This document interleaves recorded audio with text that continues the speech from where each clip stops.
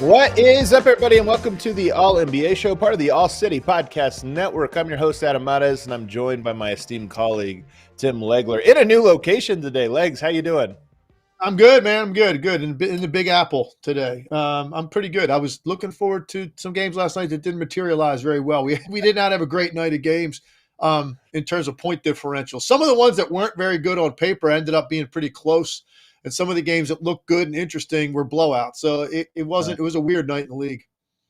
You said this is dog days. We're officially in the dog days, and we've had a couple nights now like this where the games haven't necessarily been competitive. And I saw something last night, Legs, that I had never seen in the NBA. DNP ice from DeAndre Ayton. Did you see this headline? DeAndre Ayton did not attend the game last night because the roads were too icy. Allegedly, the Blazers even sent some people to his house to try to help get him to the arena. Did not work. I've never seen that before. Well, it reminded me when Popovich one time on the sheet sat his guys and put DNP old, which I thought was pretty funny. So it kind of reminds me of that. You might as well, hey, listen, get creative with those things. The guys aren't going to play. Be a little bit more specific. So, I saw that headline. It was pretty weird. I heard a story one time about Doug Moe with the Nuggets in the 80s. They had a game at Utah, and there was a huge blizzard, and Doug Moe just thought the game was canceled. So he was at home, having a beer, and they call him up. He's in jeans and a flannel, and he goes, "Oh, we're playing?" Goes to the flight, flies out, shows up to the game, didn't even have a bag, just shows up in his flannel and coached the game and then went home. I thought that was hilarious. But DeAndre Ayton, that's a new one for us. You get something new in the NBA every night. Today, guys, we are going to be talking about the trade from the Pacers. I think it's a very interesting trade. I can't wait to get Legs' thoughts on it. And then we're going to look at, as the trade deadline is getting closer and closer, we're going to look at contending teams that might be one trade away and who most need to make a trade. We'll get into all that and more on today's show. We're presented by DraftKings Fantasy Sports. Check out what DraftKings has to offer this season with code ALLNBA. Because life's more fun when you're in on the action. DraftKings, the crown is yours. Gambling problem? Call 1-800-GAMBLER. Age and eligibility restrictions apply. Void where prohibited. See DraftKings.com for details. All right, let's start with this trade, Legs. The Pacers make a move. This was a move that had been rumored actually for quite a while. This happens in the NBA sometimes. You see a trade coming, and then it happens. The Pacers receive Pascal Siakam. They also get a future second-round pick. And outgoing is Bruce Brown, who they just signed, Jordan Nwora, a handful of first-round picks. And then also New Orleans was involved in this trade as sort of a facilitator in a secondary trade. They received cash considerations, I believe, from the Pacers just to help facilitate this one. But the big piece is Pascal Siakam going to the Pacers. The Pacers are a team that have sped up their rise, although they are sitting currently at 7th in the Eastern Conference. But they have been a surprise team this year. They go to the in-season tournament final. They look like they needed to make this move to get over the hump. What do you make of pairing Halliburton and Siakam? Do you like this deal for them? Absolutely love this deal. I'm a big Pascal Siakam guy, and I think that's how this trade ultimately will be viewed, through the lens of how you view Pascal Siakam. Like, how much do you value him? How good do you think he is? How big of an impact guy is he at both ends? For me, I definitively say he's a big factor in all of those areas. So I've been a Pascal Siakam guy from the beginning. And now Indiana adds a guy that, you think about this, look at their team. Outside of Halliburton, this is now the second best offense creator on their roster. They just added a guy that's got 6'9" length, that can play the 3, can play the 4.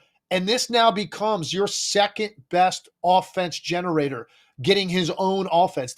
Indiana plays this pace with a bunch of guys who can shoot, and they share it, and they get some cuts and slashes and transition stuff. And Halliburton is the main guy, that the offense generator, the motor. Now you add the guy that's now going to be your second guy. So when Halliburton's not on the floor, the ball's going to be in Pascal Siakam's hands all the time. And he is very, very good at open floor, getting to the rim. He's got a high motor in terms of his ability to turn and run from the defensive end of the floor, get out, fill those lanes, fill the wings, throw it ahead to him. Very good at attacking in the open floor. But he's also very good at another area, which is attacking closeout defenders. He's one of the best in the league at attacking closeout guys. Now, people sometimes, I think, Adam, overcommit to him because he's only 32% three-point shooter. It's not like he's out there, shooting at a 40% clip. But you do react. He's good enough, and on certain nights he can get hot from there, so you do react to it. And the Pacers create a ton of closeout situations because they have dribble, drive, kick. That's their offense, basically. They spread you out, dribble, drive in gaps, kick it out to the next shooter.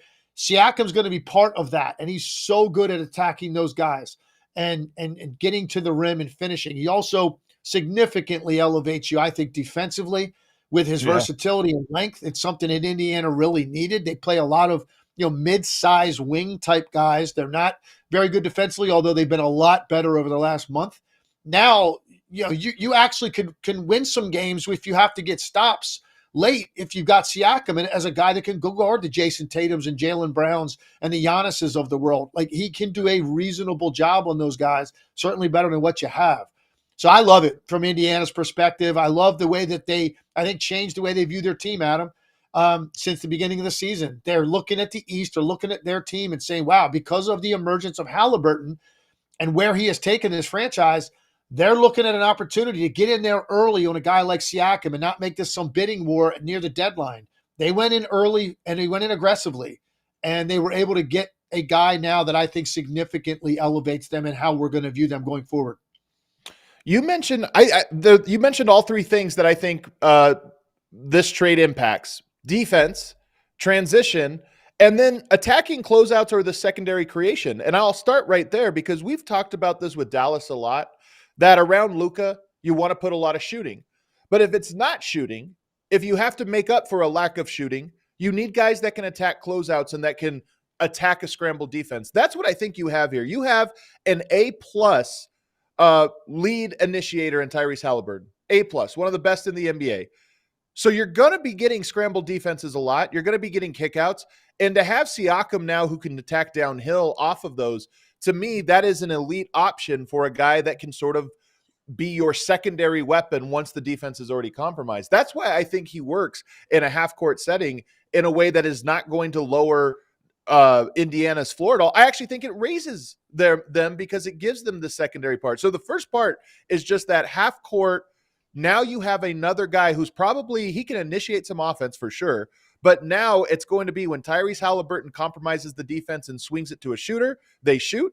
When he swings it to Siakam, you've got shooters around him now that he can go downhill and attack, and it just makes them almost even more impossible to guard in the half court. Yeah, and he's so long. He's listed, I think, at 6'9". He just plays so much longer than that. Yeah. He fits so well with these guys, Adam, because his first couple strides from the defensive end to get out to make the transition to the other end of the floor are so good and so consistently relentless.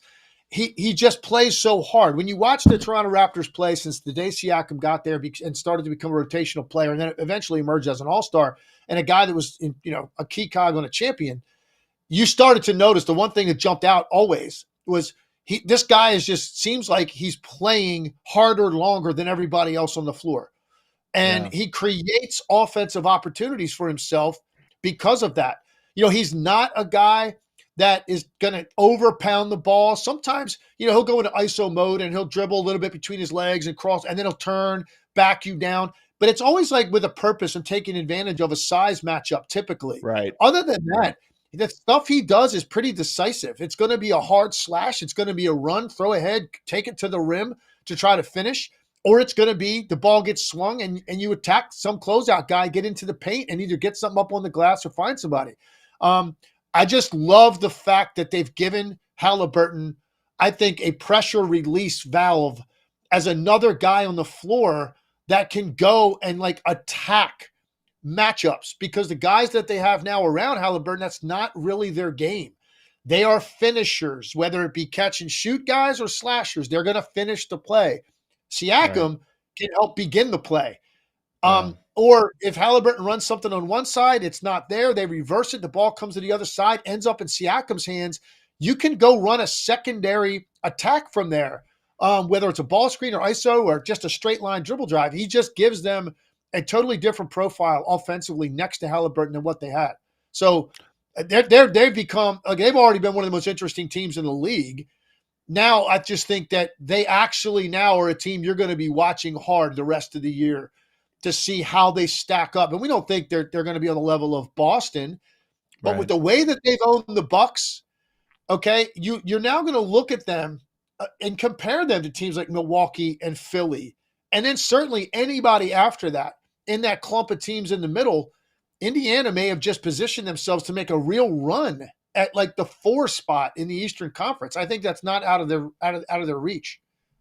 It's so fascinating to me that the Pacers are 4-1 against Milwaukee, don't play them again, and then have this giant trade that completely changes their team. I think they still have a lot of their same identity, but now you wonder, okay, I was looking forward to that matchup because I'm with you. I still don't view Indiana as currently constructed as a contender. And it's hard to make such a big trade halfway through the year and become a contender in that year. This, to me, more sets them up for the coming years to build around Tyrese and Siakam. But I do look at this one and go, well, Siakam is a guy that theoretically, okay, that gives you a versatile defensive long player that can match up with Giannis, and you already had that matchup.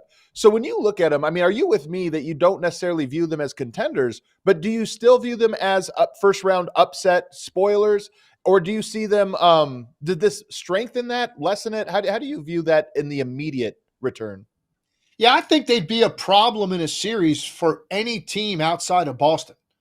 I mean, Boston just has too much, and Boston can defend with the wings they can put on the floor. They can defend a team like Indiana in transition. But you've already seen what they've done in Milwaukee, and I've talked about why that's a problem for the Bucks because they're bigger and slower than they've been in the past, and big and slow against the Pacers is a real problem, unless those bigs are absolutely pounding them on the other end, and that hasn't been the case with the bigs that Milwaukee's played against them. Philly.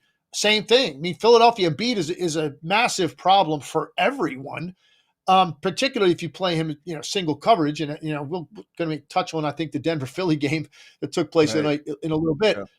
Yeah. But if you want to play him that way, he's going to destroy everybody. So he's a problem for everyone, including the Pacers, obviously. But, outside of that, like when you look at Philadelphia's not putting a fear in anybody defensively. And Right. if you play a team like Indiana, yeah, man, that could be a problem. Just the Right. sheer numbers they can put up on you and the pace that they play can and even for a guy like Embiid, that can wear you out changing ends of the floor. So I think Indiana now, yeah, I think that they can be potentially a 4 seed. They're a game and a half right now out of that spot. Cleveland is red hot right now, and they've now grabbed the Yep. 4 spot. They're red hot. They're playing great.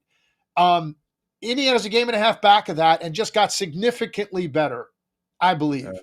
So Yeah. I think they could either potentially be hosting a first round playoff series or playing one of those top teams in a series as long as you can avoid Boston. I think that you can really have a super interesting long series against either Philly or Milwaukee or whoever that team would be if it's not Indiana getting the 4 spot.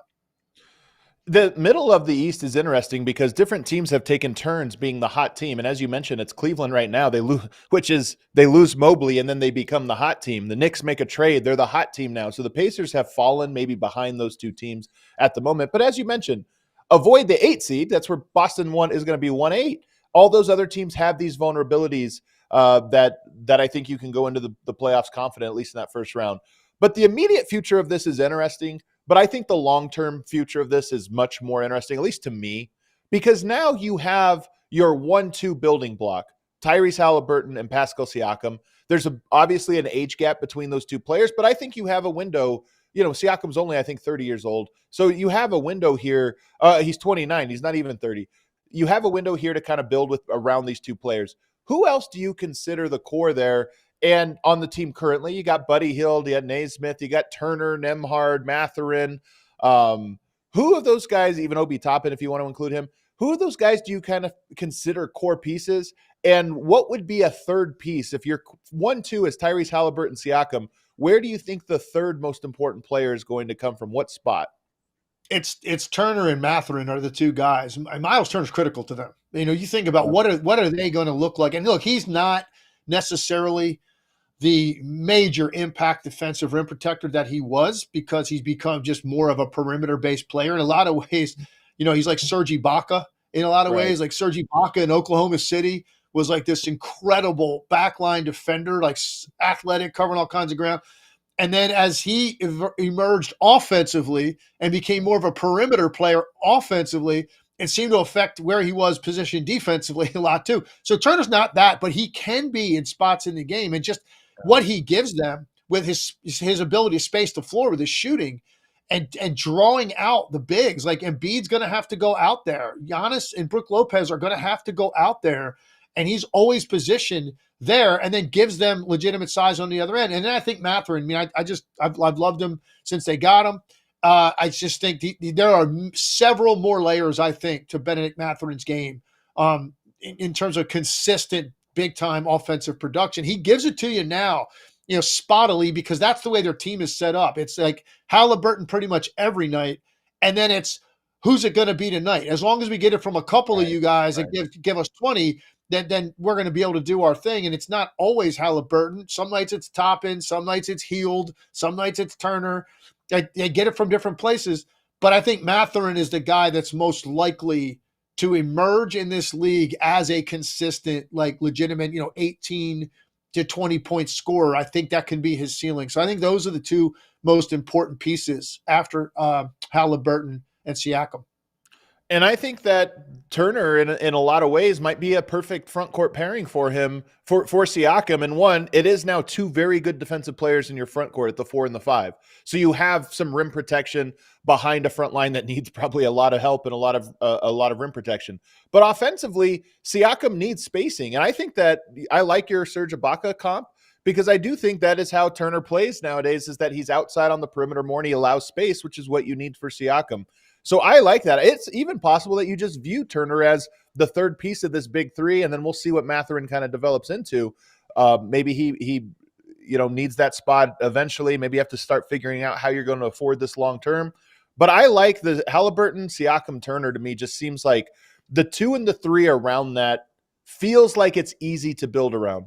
Easy meaning the skill set you need if your core is Halliburton, Siakam, and Turner.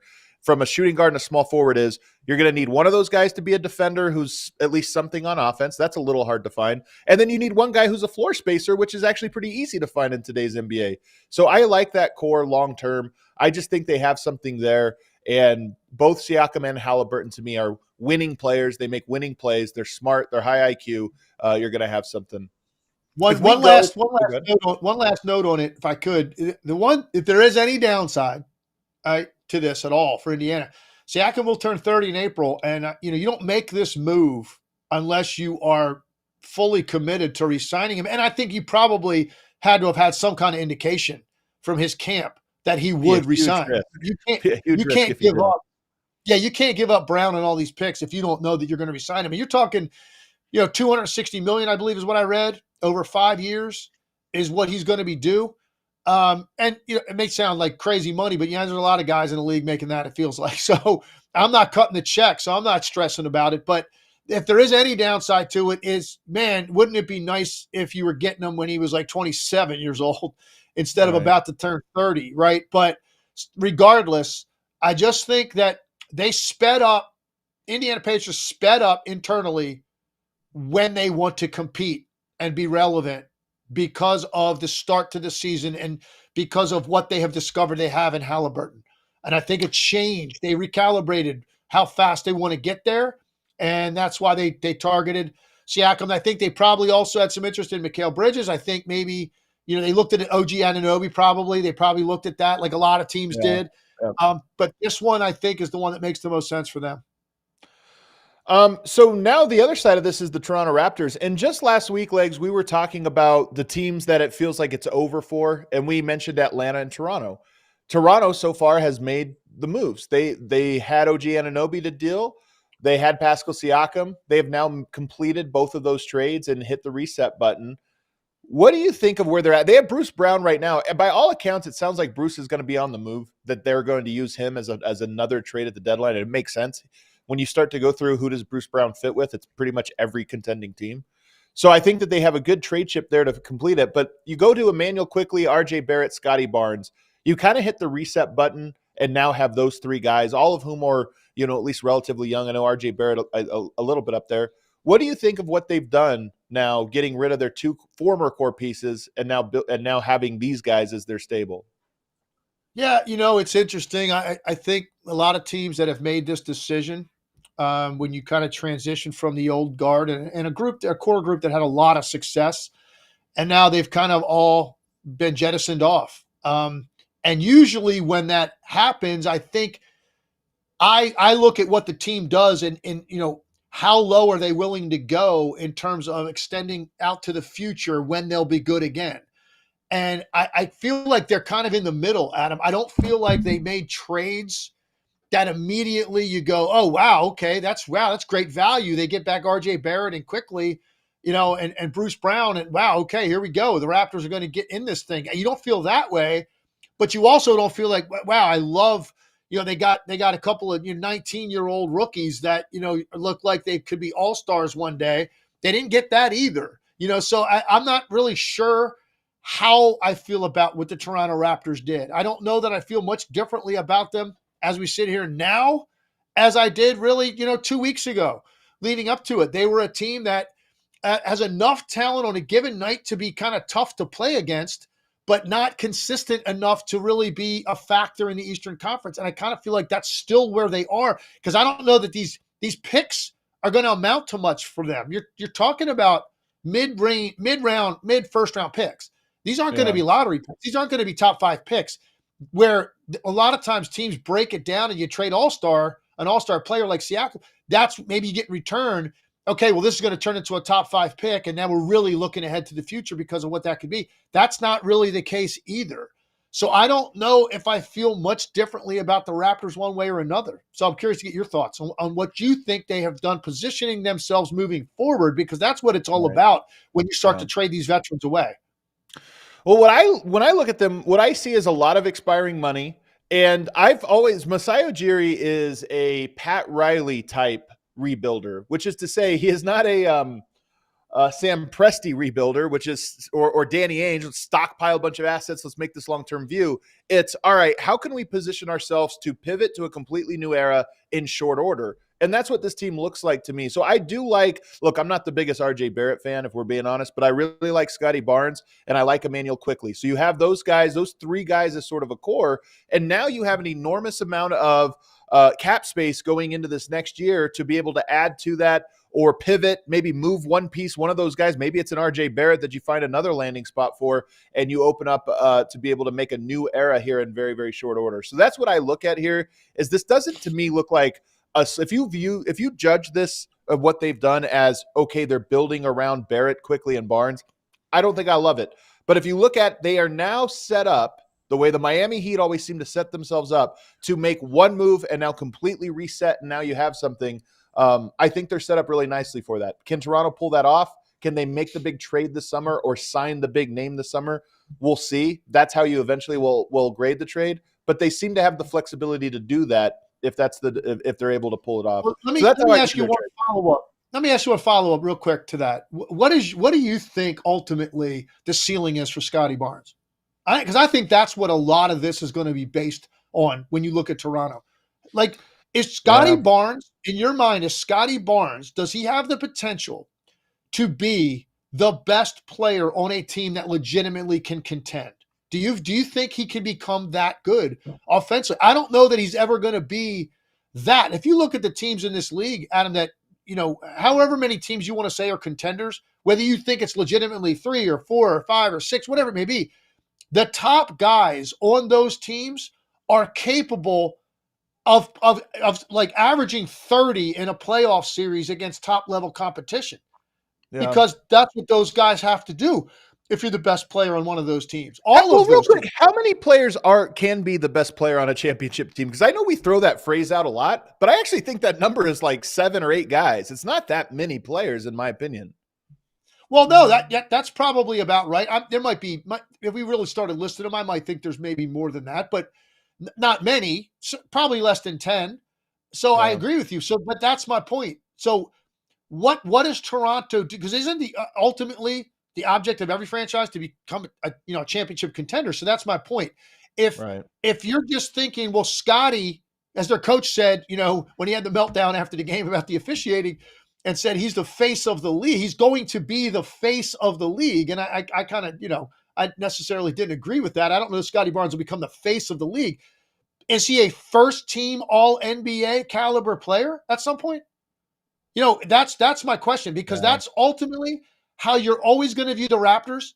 How do you view what's more to grab for Scotty Barnes as an all-around player? Because the guy can defend, he handles the ball, incredibly versatile. Yep. You know, you know, but is he that guy that can be the driving force on a team that ultimately contends? I think that's what the internal conversations in Toronto have to look like. And I think in analyzing the franchise, that's what it looks like, because otherwise, you're just wasting your time if you don't think he can be that, because then you're saying, well, no, they still need to go get that guy. And how are they Right. exactly going to do that?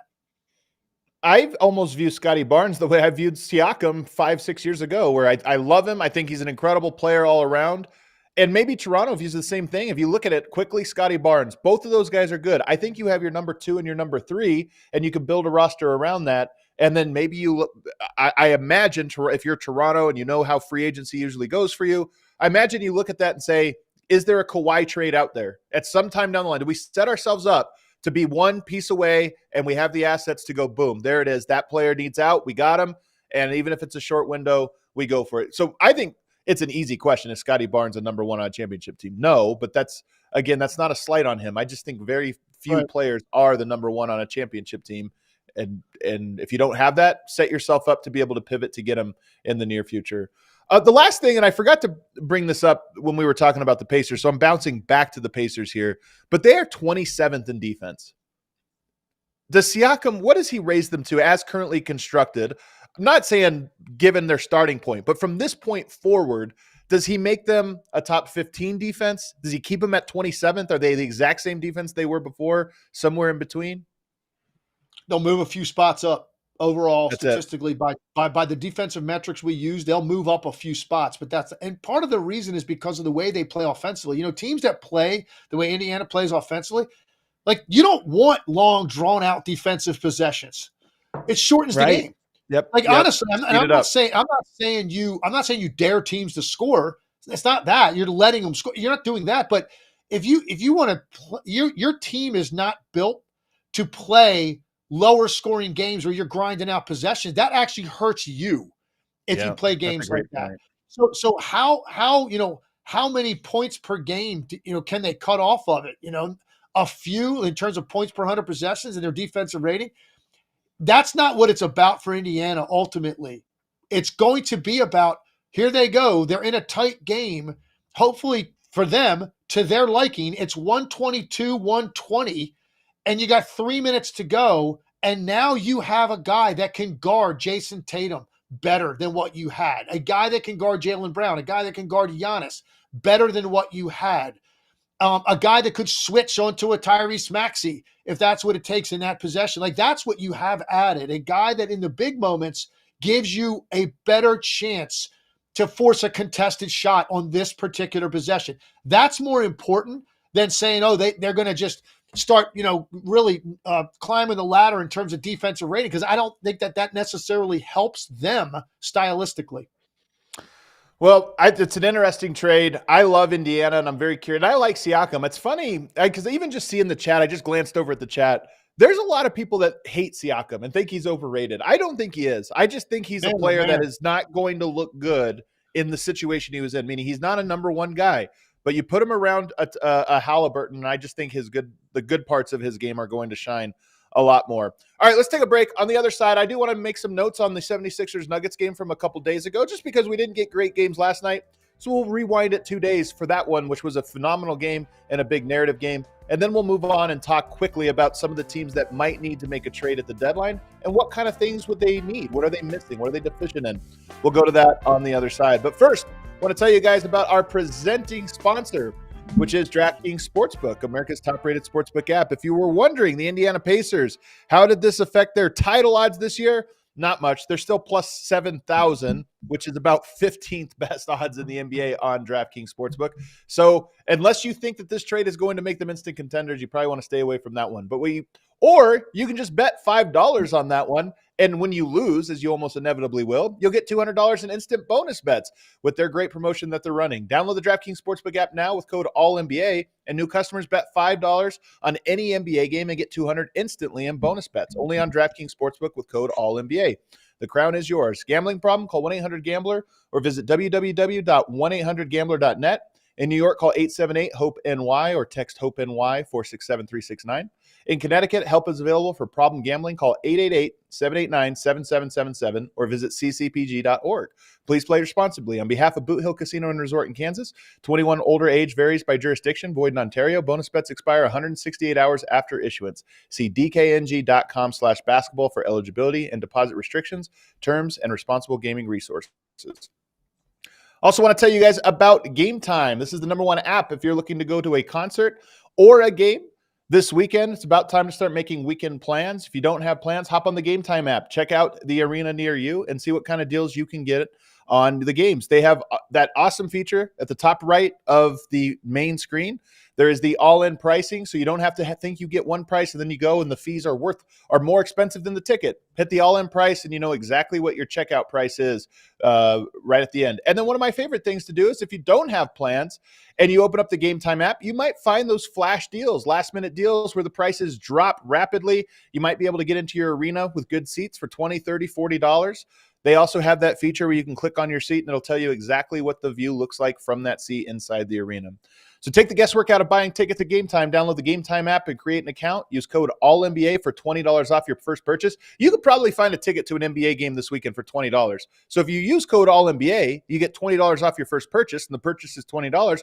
Boom, you just got a free game for downloading the Game Time app. Terms apply. Again, create an account and redeem code ALLNBA for $20 off. Download Game Time today. Last-minute tickets, lowest prices, guaranteed. All right, Legs, let's rewind a little bit and go back to Tuesday night where the big game happened between the 76ers and the Nuggets. Fantastic game. First 3 quarters of the game, there wasn't a single missed shot. I counted it. It was 100% shooting from both teams. Phenomenal offense. And then in the fourth quarter, the 76ers took over the game, and Joel Embiid in particular took over the game. He went for 41 points, 10 rebounds. Dominant performance 10 assists, 7 rebounds. Dominant performance from him from start to finish. What stood out to you about this game? Well, I think I was surprised, and I always am surprised when teams kind of employ the strategy of just trying to play him with one guy. And I thought that that's when the game got away from Denver. And I know it's not easy early on because he catches the ball at the elbows a lot, and he turns and faces or on the wing, and that's not an easy place to double a guy from when he's got the ball, he's turning and facing.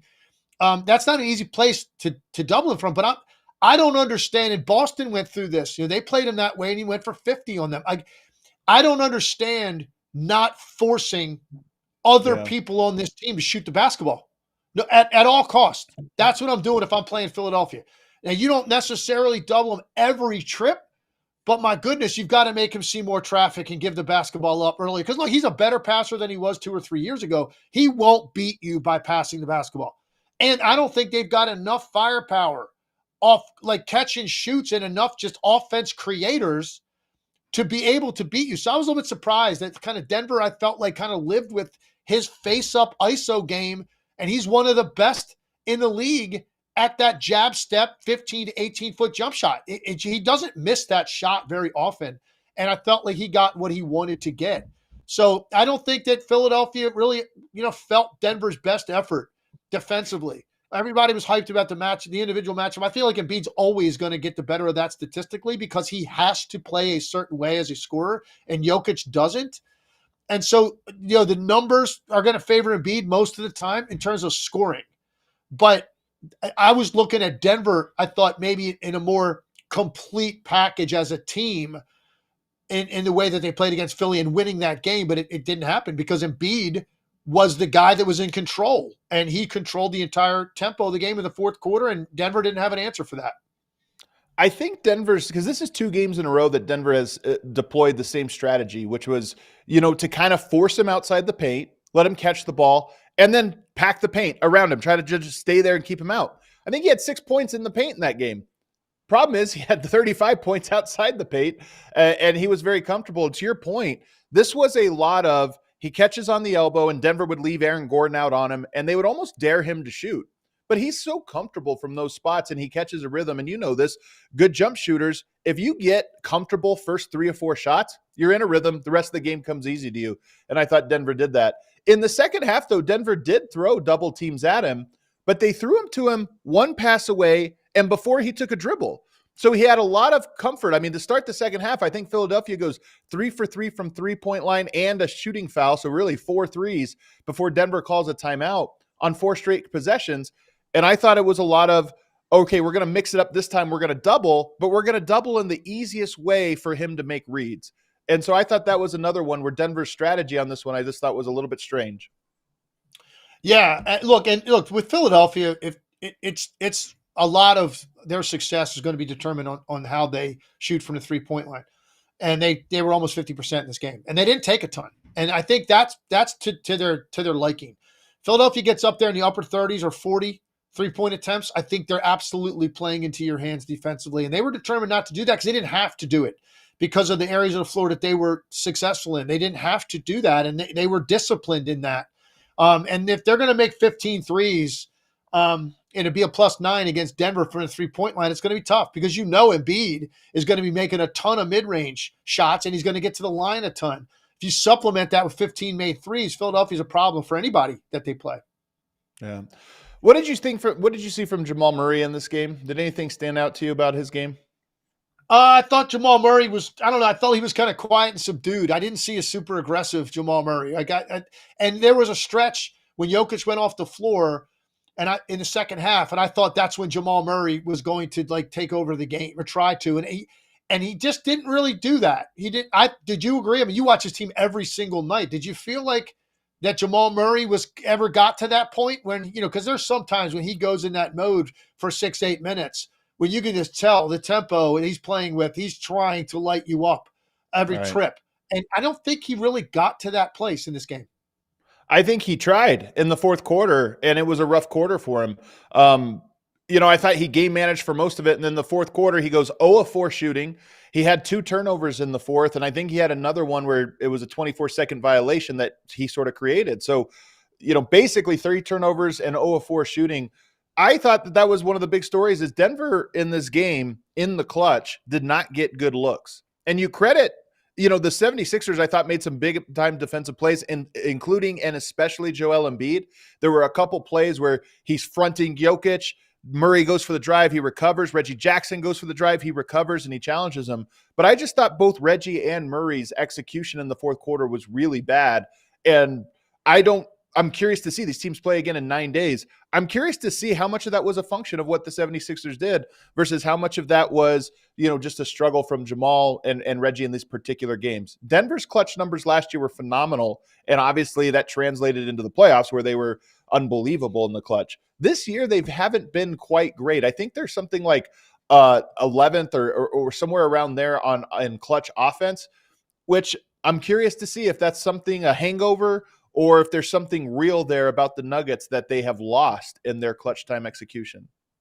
Yeah, it's middle of the season doldrum, so we'll see.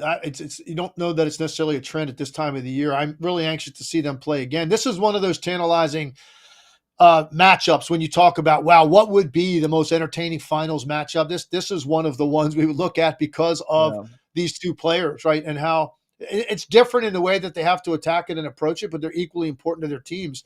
And so that would be fascinating, but they get to play again, you said, in 9 days. Hopefully everybody's available for that one. And we can see what adjustments Denver makes in that one to make Embiid's night a little bit more difficult. It was a really good game, and I think it'd be a great finals matchup. Yeah. I thought it was a really, really entertaining one. And for the second year in a row, Embiid got the better of that matchup, I think, pretty definitively. So that'll be something to follow.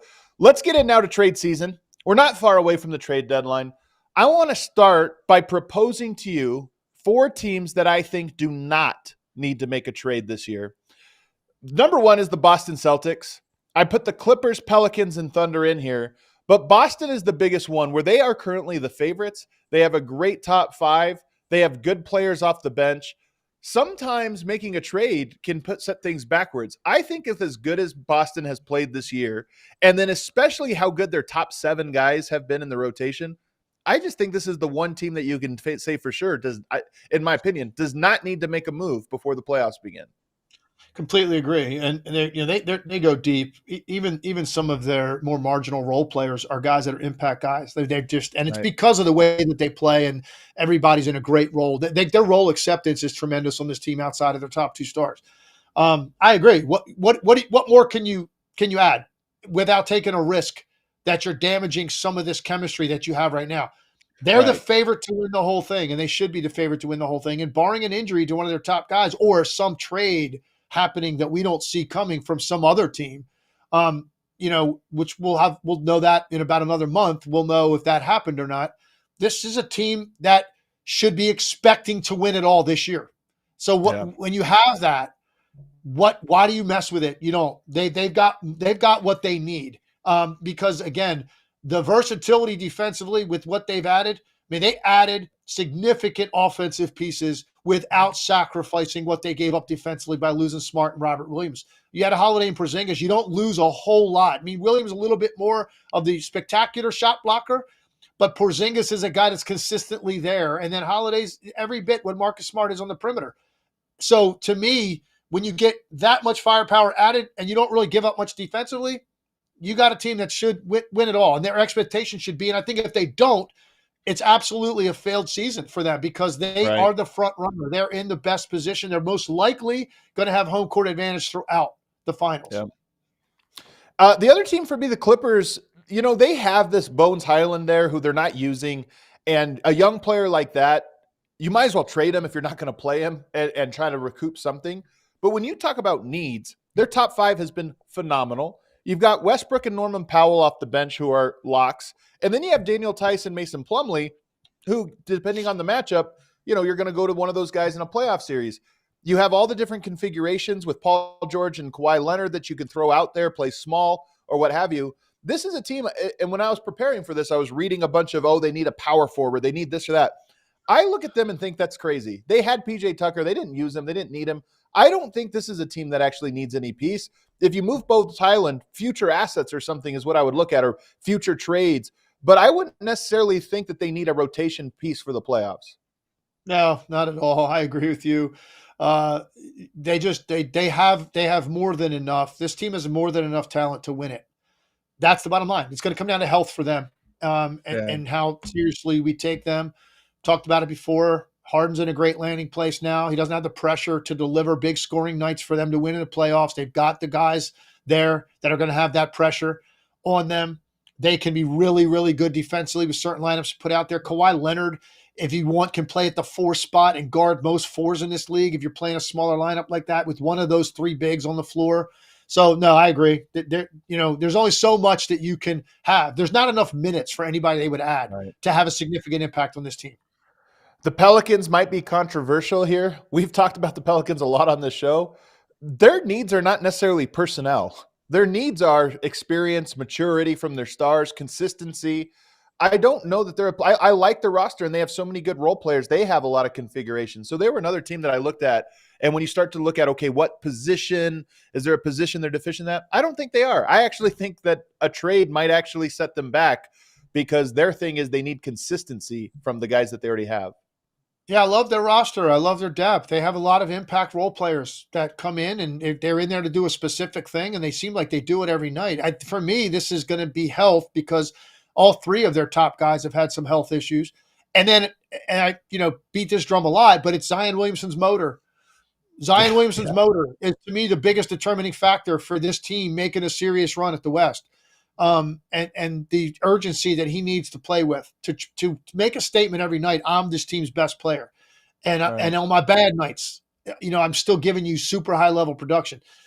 They have enough. They have enough to contend at the top with all that talent. They have a point, a wing, and a power player that gives them one hell of a top three, and then they've got a bunch of role players slotted in that understand what they're out there to do and they impact the game. So I'm good with them not doing anything either. And Zion, by all accounts, has been better over the last month since it really became a storyline, that in-season tournament where he just looked out of shape. They looked uninterested. They looked unserious. The team has, I think that there was a lot of criticism coming out of that event. The team has gotten a little bit more serious. If you look at their last month or so, really since Christmas, they don't have a bad loss. They lost to the Clippers. They lost to the Nuggets. And they lost to the Mavericks. You could maybe say that was a bad one, but the Mavericks have been on a heater. So I look at it and say, I think that they might have settled a little bit. And now you have 3 months where this team needs to grow up a year or two. Yeah. They need to grow up a year or two in the next 3 months, but that's not necessarily personnel driven, in my opinion. And then the Thunder are just on a different timeline. We talked about them trading for Lauri Markkanen a month ago. Actually, not even a month ago, a couple of weeks ago. Since then, the Utah Jazz have become the hottest team in basketball. Who saw that coming?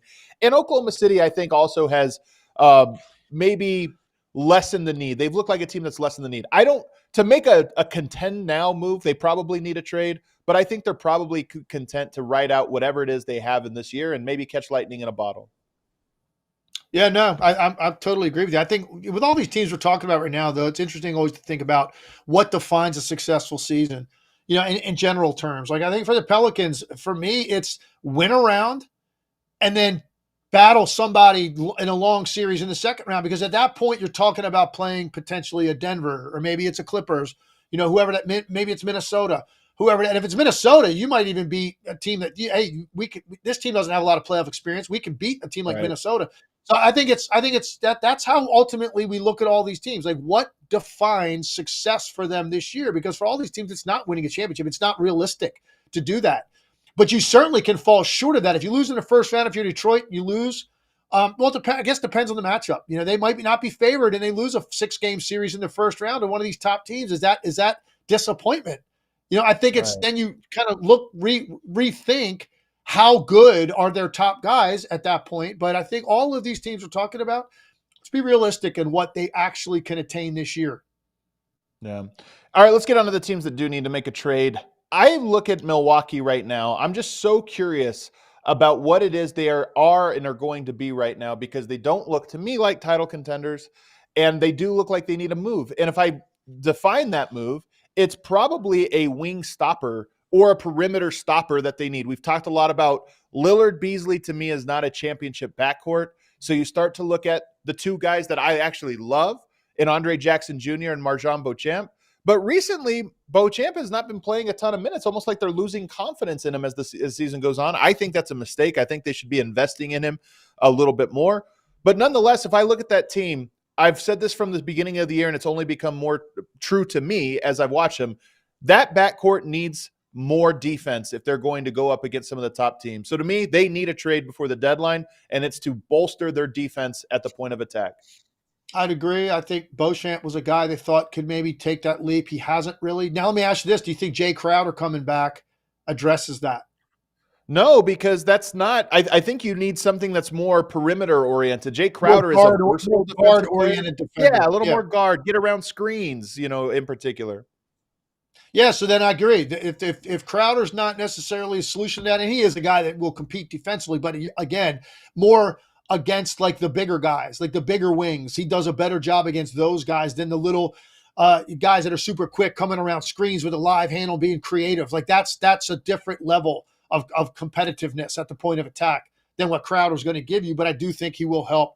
So I think we both agree. I think some perimeter defense, and it's been glaring to me how bad it's been for Milwaukee this year, and will ultimately could be their undoing. That's probably where they need to look. Perimeter-based teams, and you look at all right, the Knicks have Jalen Brunson.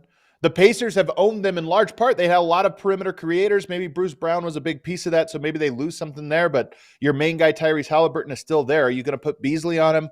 Is it too easy to get Dame or Beasley switched out onto the perimeter in that matchup? Tyrese Maxey. So it's not like they're not going to have players that they need to be able to contain in a playoff series, and I just don't trust that they have it. So to me, Milwaukee is a team that I think absolutely needs a trade at the deadline. Philadelphia is a team that has a lot of assets. They've been on a roll when they've had Joel Embiid healthy, which is most of the year. They have a good team right now, but you're sitting on some assets and some trade ability. I think they're also a team that probably needs to bolster one more piece into the rotation. Yeah, no, I agree. I think, and if I'm looking at something specifically for them, it's size at the guard spot. Mm, Maxey is not again a guy that's a real physical guard at that spot defensively. Patrick Beverly is, but he's small, man. And then he's small. D'Anthony Melton, like those are the guys that they're playing. So if they could find a guard with a little bit more size, a little bit more length, maybe somebody that's on one of these rosters that, for whatever reason, has potential but can't find minutes where they're at, I think there are minutes to be had in Philly. Is DeLon Wright a type of player that you could Yeah. see there, a defensive Yeah. guard? So that's one name, a smaller move. I mean, but he's a good player. He would be in your playoff rotation. And he could spot up and space the floor too. So yeah, that's a good name. And there's word out there that he might be available. So that's a good one. Last team we're doing in the Eastern Conference, the Miami Heat, perpetually under the radar. They haven't been fully healthy, so some of this is hard to know because you want to see what the full complement of players look like. Do they have enough depth? But do you see them as a team that needs to make a trade if they're going to be a serious contender the way they were last year? They don't really need a whole lot offensively because I think they got pretty good chemistry with what they have, and they've got a good pecking order offensively. They've got enough, I think, on that end. They've got shooting, they've got ISO players, they've got a very versatile big, and then they've got a secondary ball handler, creator in Hero. So they've got a little bit of everything there. I think if they need one thing, maybe a little bit of rebounding and just defensive paint presence if Adebayo's not on the floor. I mean, Bam's a difference maker defensively, but he's only going to play 32 to 35 minutes a night. So what about those other 15 minutes? You need a little. Kevin Love has been surprisingly has still some pretty good moments, but he's not what he used to be as a presence on the defensive glass or defensively in terms of any sort of rim protection or athleticism in there. Maybe there's a big to be had that gives you a little bit more defensive rebounding and athleticism. Let's go over to the Western Conference now and talk about Denver. The Denver Nuggets, you just watched them against the 76ers. Do they have the guys to go into a playoffs right now? We know their starting five is set. They got what they need there. But behind it, you're looking at Reggie Jackson, you're looking at Christian Brown, Peyton Watson. That's probably your top 8 for a playoffs. Is that a top 8 that wins a championship? Yeah, you're a perfect person to answer this question. That's where my question would be about them from an outsider looking at this team. Has that turned into enough what you were hoping that would become with Christian Brown, Reggie Jackson, Strouder, who I think was better early, doesn't seem to really have a place right now for them. And then Peyton Watson, I know you've been very high on him and for good reason. But again, I think the consistent production out of that spot that you were getting from Bruce Brown, which was such a major difference for them last year in a championship run, is that there on this team with those guys, those supplemental perimeter players? Is it consistent enough out of that group or out of any one guy individually? That would be my question for you and for the Denver Nuggets. So where I've arrived on this, I think that Peyton Watson and Christian Brown are championship caliber defenders off of the bench, especially when they're flanked by good offensive players. And let's face it, Jokic would be the guy. If you told me you're staggering Jokic with those guys, I feel good because they both defend very well, and Jokic's going to make offense easy for them. Where I'm arriving, and this is not somewhere I was at the start of the season, it really is over the last month, is Reggie Jackson has been very good for them as a scorer and a one-on-one player. But I wonder if he's been bad for them as an overall unit, meaning he's having a good year and the bench is having a bad year. And I wonder if he is the guy. If you're going to play, you're going to get into the playoffs and Jokic or Murray are going to be on the court at all times, you have your hub. Reggie Jackson then becomes less important as a hub in a playoffs. Bruce Brown last year was a secondary ball handler. He could take over those duties in the regular season, but in the playoffs, you always had a different hub or fulcrum on the offense. So Reggie Jackson is the guy that I'm starting to look at going, Denver has a top 8, but I wonder if swapping Reggie for a different type of player is going to make them better in the playoffs. I'm starting to think the answer is yes to that. And one thing that I think Denver fans can take solace in, Christian Brown last year had moments in the postseason. So he played on the brightest under the brightest lights on the biggest stage, and he had moments where he really impacted the game and made a major difference. So, you kind of know what to expect from him now in pressure situations. He's going to show up, man. He's going to compete. So, but that'll be, I think, the question around them. They're always going to be compared. If they don't win the championship, Right. and they don't repeat, they're always going to be compared to last year's team. And like, what's different? Yeah. Why wasn't it enough? And look, maybe it won't be that. Maybe it'll be because somebody else has closed the gap on them and just outplays them when they need to. And there's certainly enough teams in the West that could look that way by the time we get there. So that's going to be very interesting to watch Denver the rest of the year. The Dallas Mavericks, I think, need a trade. And I want to see the next month, before we get to the deadline, I want to see the next month with consistent minutes with Doncic and Kyrie, because I just don't think we've seen enough lately of that duo to just see how great it can be. But nonetheless, they still look like they're a little deficient to me. What do you think they need as a team? Yeah, probably just the more size, maybe a backup five or a power forward, or they can always use a 3-and-D type of player on the perimeter, but everybody kind of needs those the way that, the floor is spaced around a great player, most of these teams, and Dallas has 2 of them, but mainly Luka. And so anybody that can help them defensively in the perimeter and be a consistent 3-point shooter, ironically, a Dorian Finney-Smith would be, I think, perfect for this group, Yeah. but he's no longer there. So that's probably where I would go. Again, because of the ball dominance of Luka and Kyrie, you look at anybody coming in offensively and saying, how are you going to have an impact if you're not just a catch and shoot guy or just a flat out lob guy? That's really all there's room for. And they've already got guys that do that. And Hardaway's playing great right now. So he's giving them that third scoring punch every single night. They got Lively back after he sat. So he's giving them the lob threat that they're looking for.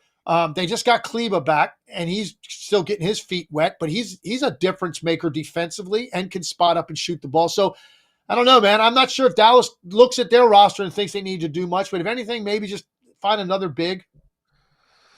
The guy I don't like there is Grant Williams.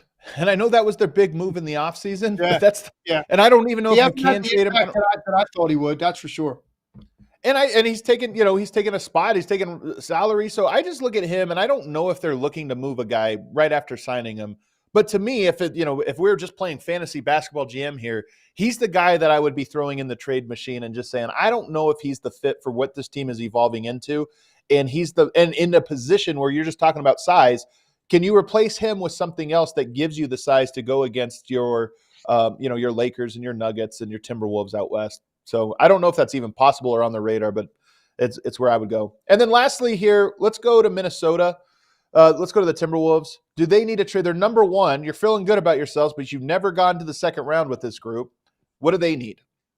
Consistent 3-point shooter, I think. It's crazy. If I asked you, I wonder if you know the answer to this, who on their roster takes the most threes per minute played? So the highest volume 3-point shooter. Do you know who that is on their roster?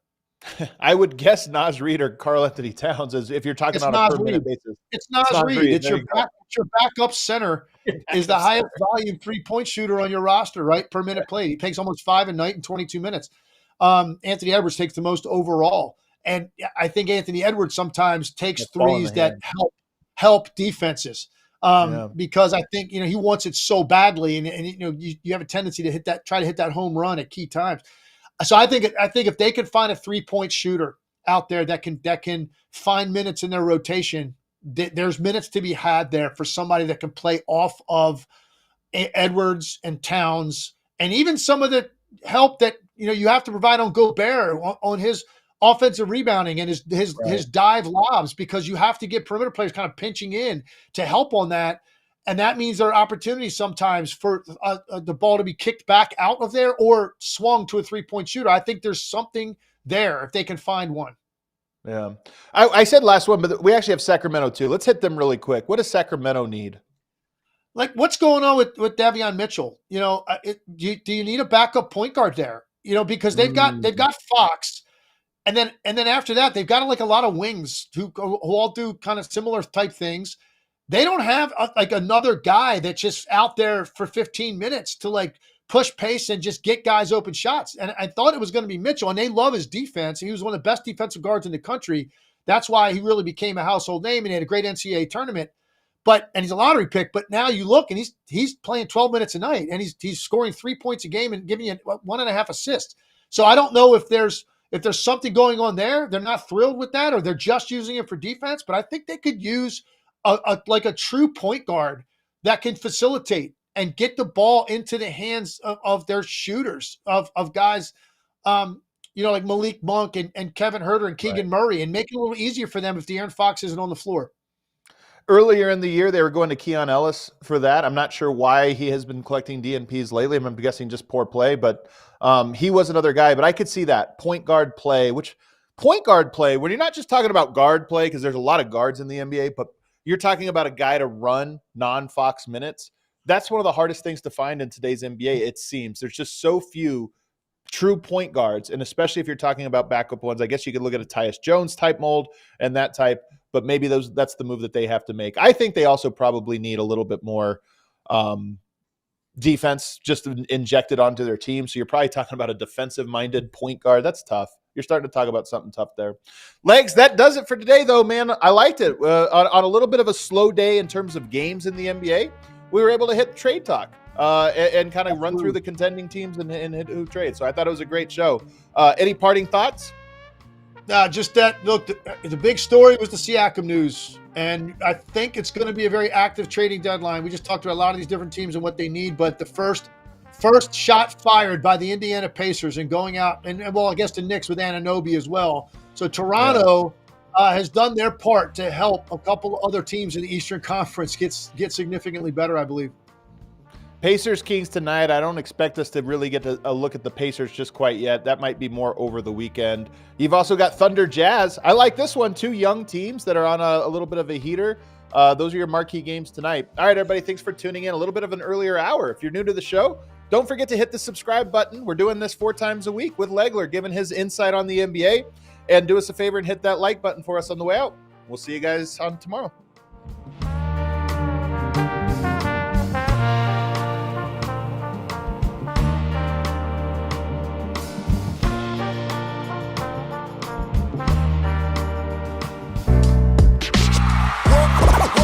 Silly like the mayor.